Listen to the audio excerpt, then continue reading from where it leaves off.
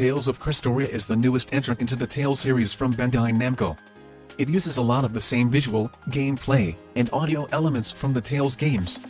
You will likely also find characters you have seen before.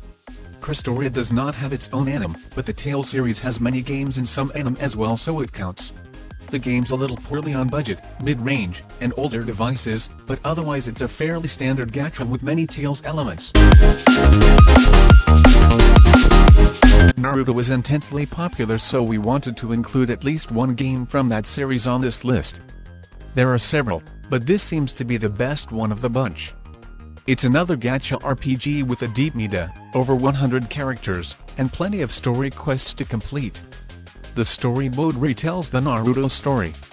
In addition, the game has an online multiplayer mode, special events, and the other free-to-play gacha elements that help keep things interesting.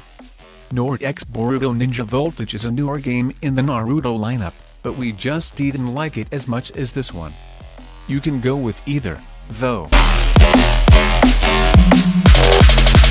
SAO, Memory DEFRAG is a popular game from a very popular anime.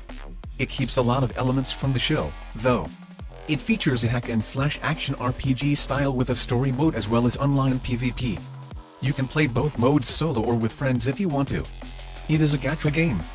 That means you can collect a bunch of characters from the show and upgrade each one. It won't blow your socks off with unique mechanics or anything, but it's a fairly decent mobile RPG. RWBY, AMITY Arena is a dueling game similar in premise to games like Hearthstone, Clash Royale, and Badland Brawl. Players collect cards, build decks, and battle those decks against other players. It also has some MOBA elements. You must destroy your opponent buildings before they destroy yours. In any case, this is strikingly different from the usual gacha RPG style that most anime games use. The matchmaking could use some more balance, though. Do beware of it as you progress through the game. Also, there is a debate about whether RWBY is an anime, but we are not here to be all pedantic. It's a fun game.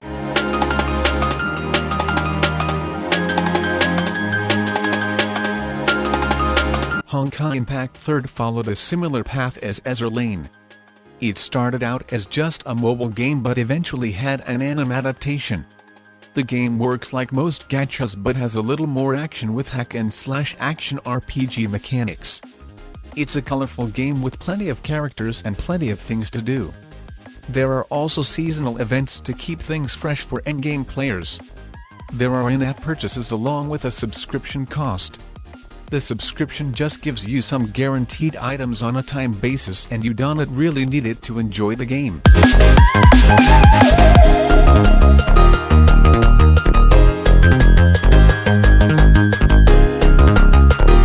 Fate Grand Order is from the massive and popular Fate anime. It's a fairly standard gacha mobile RPG. You collect some of the massive cast of characters from the long-running series and do battle against the bad guys. It features a story mode, online PvP, and it's fairly friendly for F2P free-to-play players.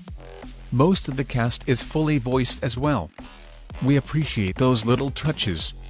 Of course, it does have the same pitfalls as any mobile gacha. There is a ton of grinding, a little luck, and some corny dialogue involved.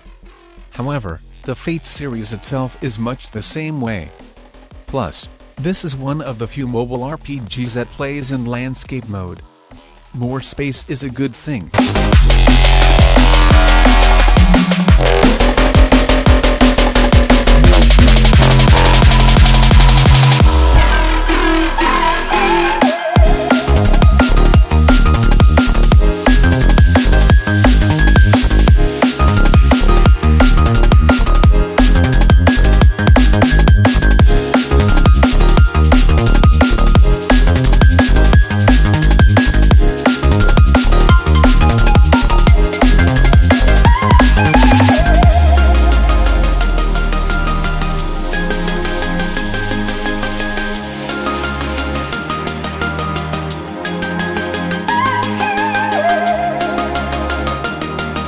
Dragon Ball Legends is a fighter with some light RPG, gacha, and adventure elements. It features a story mode as well as online PvP multiplayer. You can also collect all of the various Dragon Ball characters. The combat mechanics are similar to many free-to-play mobile fighters. It's mostly a series of simple taps and swipes rather than any complicated mechanics. The Dragon Ball series was always a little too dry for my tastes, and the game is much the same way. However, fans of the series seem to really like this one over most of the other mobile Dragon Ball games. Most of the complaints we saw were for a lack of new content and some connection issues. DANMACHI-MEMORIA FREEZE is from the anime. Is it wrong to try to pick up girls in a dungeon?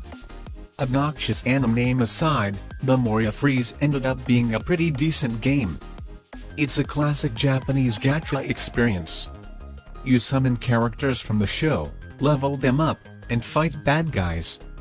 The game also includes the original voice actors from the game, various customization elements, and online PvP.